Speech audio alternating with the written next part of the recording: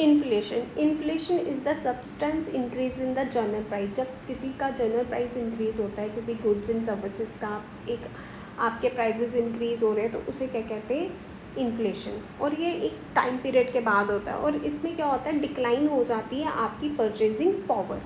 It reflects इस situation where too much money chases too few goods. बहुत ज़्यादा money पर कम आपको गुड्स मिल रहे हैं। टाइप्स ऑफ इन्फ्लेशन क्या होती है, डिमांड पहली आती है, डिमांड पुल इन्फ्लेशन। ये क्या है, caused bye excess demand in the economy. जब इकोनॉमी में बहुत ज़्यादा डिमांड हो जाए किसी चीज़ की। Example, increase in consumer spending, लोग ज़्यादा पैसा खर्च करना चाहते हैं, गवर्नमेंट एक्सपेंडिचर हो गया, एक्सपोर्ट्स में हो गया।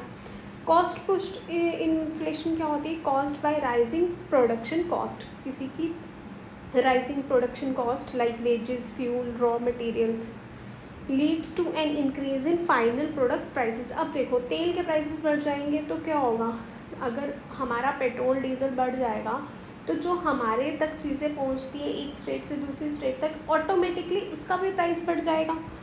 कोर इन्फ्लेशन क्या होती है, एक्सक्लूडिंग, जहाँ पे इन्फ्लेशन मेजर्स तो होती है, सिर्फ उसमें फूड और फ्यूल की हम इन्फ्लेशन को काउंट नहीं करते। यूज्ड बाय आरबीआई, इसको कौन यूज़ करता है, आरबीआई फॉर पॉलिसी डिसीजंस। फिर है हेडलाइन इन्फ्लेशन। हेडलाइन इन्फ्लेशन क्या होती है, टोटल इन्फ्लेशन, कितनी इन्फ्लेशन हो रही है, इंक्लूडिंग इसमें हम फूड और फ्यूल को भी, फ्यूल के प्राइसेस को भी काउंट करते हैं। अब मेजरमेंट क्या है, measurement of inflation in India क्या है, सीपीआई, जो मतलब कंज्यूमर कितना कर रहा है, खर्च कर रहा है पैसा, कितनी उसमें इन्फ्लेशन आई है, ये मंथली रिपोर्ट होती है। कौन रिपोर्ट करता है, एनएसओ करता है। अच्छा, CPI is used for monetary policy, monetary policy को टारगेट करने के लिए भी सीपीआई का यूज़ किया जाता है। होलसेल प्राइस इंडेक्स, डब्ल्यूपीआई, ये इन्फ्लेशन होलसेल लेवल पे होती है, प्रोड्यूसर लेवल पे होती है, और इसको reported by office of economic adviser करता है। इम्पैक्ट क्या है, अब पॉजिटिव और नेगेटिव इम्पैक्ट देखेंगे।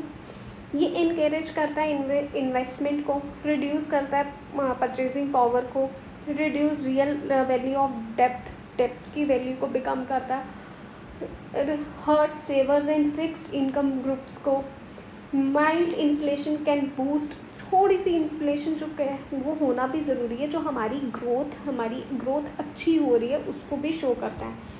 Can lead to social unrest and inequality, ये एक लीड करता है सोशल अनरेस्ट और इनइक्वालिटी को।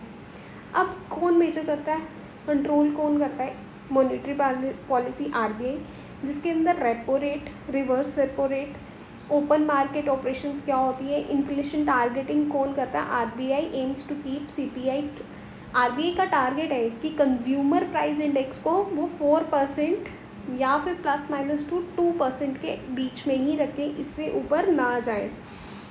फिस्कल पॉलिसी कौन लाता है, गवर्नमेंट लाती है, मॉनेटरी आरबीआई लाती है, ये याद रखना। रैशनलाइजिंग सब्सिडीज़ लाती हैं, फिस्कल मतलब सब्सिडीज़ आएंगी वहाँ पे। कंट्रोलिंग डेफिसिट स्पेंडिंग को देखा जाएगा।